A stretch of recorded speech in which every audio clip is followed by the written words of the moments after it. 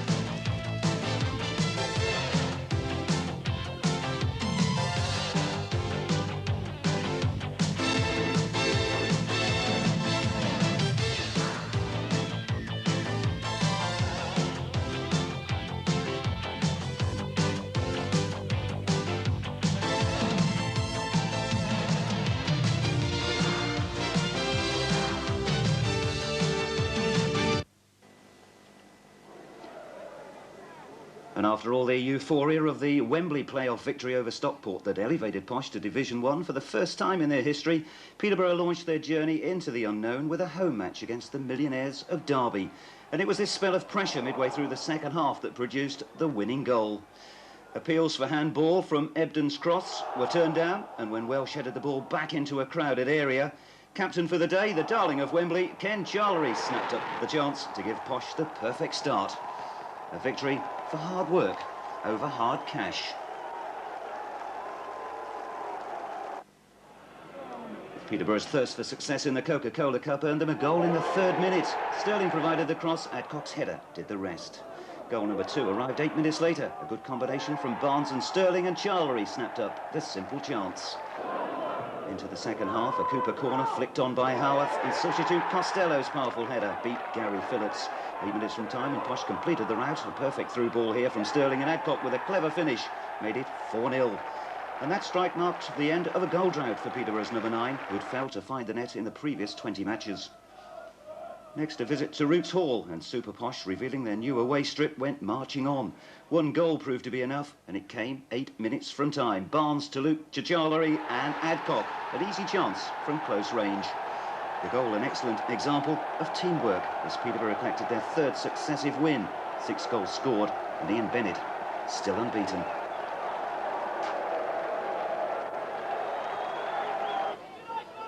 Next stop, a visit to the fun capital of the Barclays League to complete the Coca-Cola business. It was due to be an eventful night, with the referee Mr. David Axel playing a central part.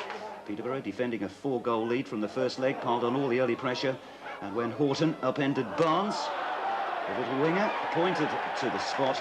The referee agreed it was a penalty, and Gary Cooper stepped up to nonchalantly send Phillips the wrong way. Peterborough, with 2 trialists, Tony Sorrell and Godfrey Ingram in the squad, were 5-0 up on aggregate.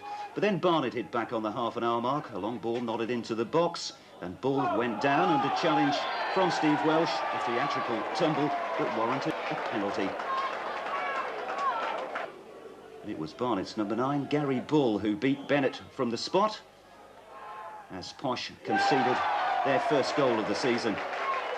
Bennett not too pleased. A controversial moment, but there was more to come. After 39 minutes, this Barnett attack led to an unsavoury incident. Cooper and Ebden strove for possession. Ebden, in fact, committed the first foul on Hunt, but then Cooper got involved, and that signalled a free-for-all, with Payne attempting retribution.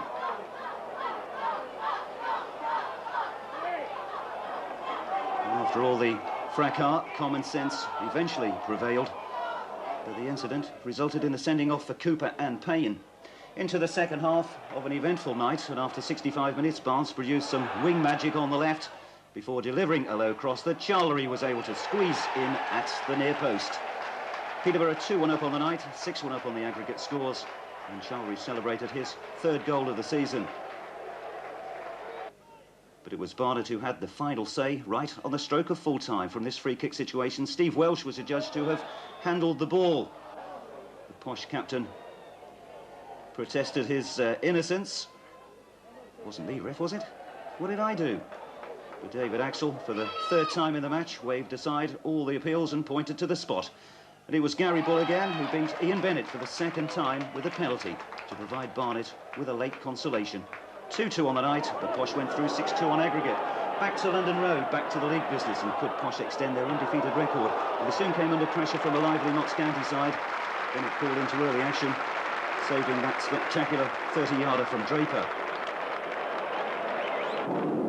It was the visitors who continued to make most of the early running, and they took the lead on 17 minutes with this move, a lofted right-wing cross from Draper, and winger Dave Smith squeezed home a shot from a tight angle. The Peterborough defence really spread-eagled, but Smith with reason to celebrate his accurate finish.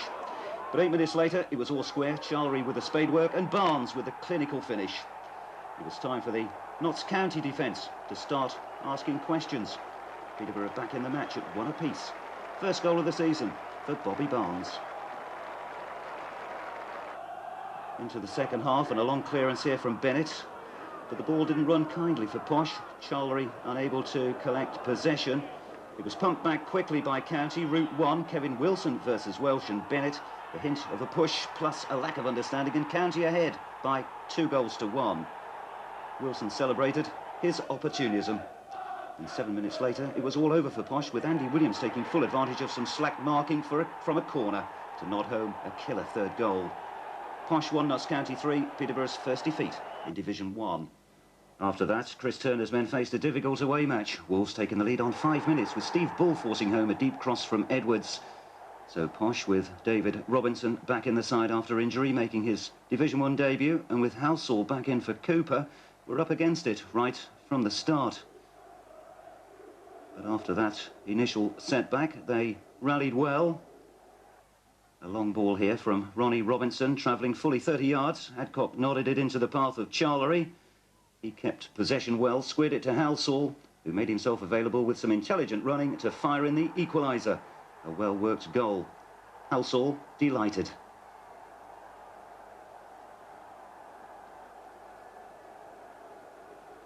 That goal came on 33 minutes, but right on the stroke of half-time, Wolves recaptured their lead. It was Paul Birch who swung over the corner. Wasn't effectively cleared from the near post area, and number 11, Mick Burke, headed home to make it Wolves 2, Peterborough 1.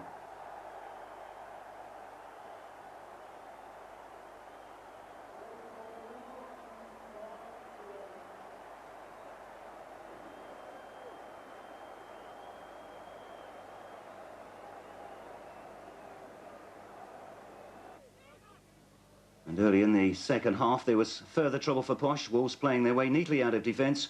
Good linking between Bull and Cook, and the final through ball putting Andy Much in the clear. His low, clinical finish giving Bennett no chance. Wolves 3, Peterborough 1, and the formidable double act of Much and Bull causing all sorts of problems.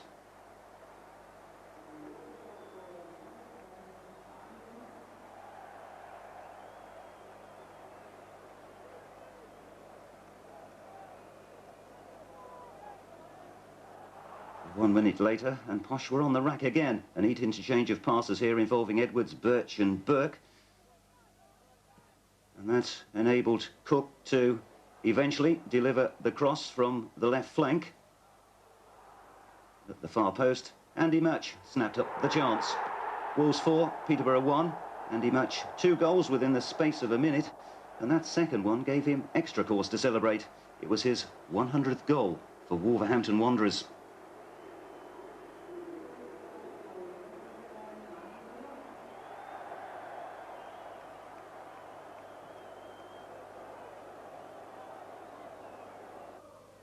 But Peterborough, facing a possible rout, rallied in the final stages, and it was a superb solo effort that sparked the recovery. A long clearance collected by Charlery. The ball appeared to be tied to his bootlaces. A mazy dribble followed by a beautiful shot. 4-2, and still time perhaps for another goal. It came just a minute from time. Ebden clipped the ball over, and Worrell Sterling whipped in a vicious shot from the angle to notch his first goal of the season. It finished Wolves 4, Peterborough 3. Next stop, London Road, Posh versus West Ham, and a great start. Halsall's free kick nodded forward by Howarth, and Adcock in exactly the right place. The West Ham defenders vainly appealed for offside, but the linesman's flag remained firmly by his side, and Peterborough, without centre-back David Robinson, who was on the move to Notts County for a reported fee of £300,000, were off to a perfect start against one of the glamour teams of Division 1.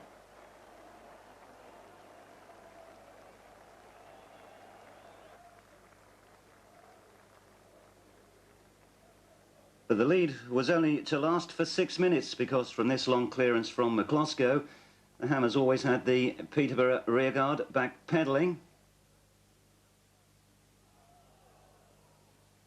And with Peterborough really failing to get the ball away, it was Trevor Morley who eventually punished the hesitancy by steering an equaliser past Bennett.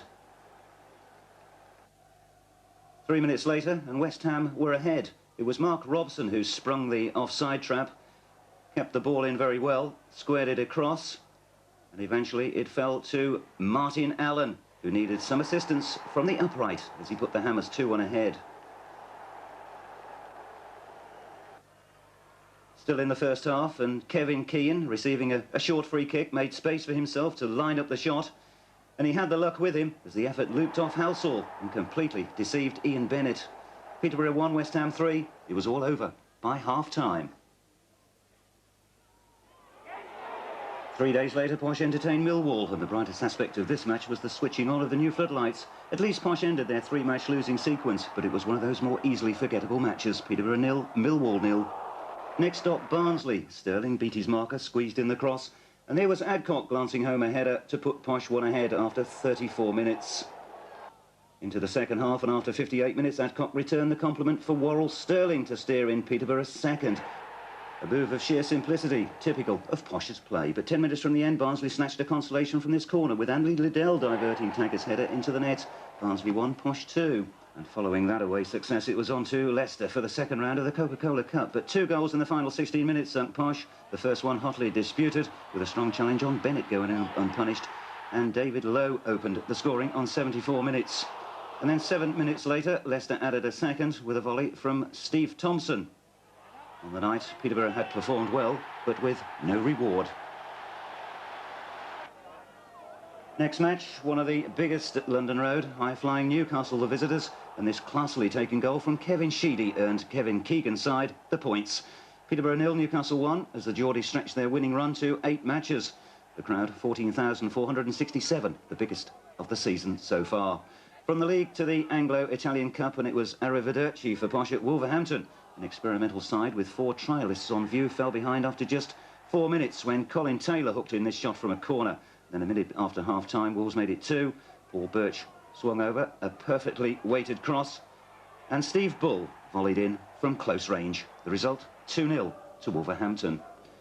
And then back to the league programme with a visit to Grimsby. A corner by Halsall, headed on by Charlery, and Tony Adcock snapped up goal number 6. That came after 16 minutes. And then right on the stroke of half-time, Halsall released a fine ball into the inside right channel. Charlery eventually got the better of Tilson before clipping a beautiful shot over the advancing keeper. Quarter of an hour into the second half, and there was more delight for Posh as Sterling extended his tally of away goals by slipping the last defender before drilling home a neat finish. Grimsby's consolation arrived 5 minutes later from a deep corner as Graham Rodger powered in an unstoppable header. Grimsby 1, Posh 3. Nothing fishy about that result. Next action, the Coca-Cola competition, and Peterborough with a lot to do against Leicester, trailing by 2-0 in the first leg.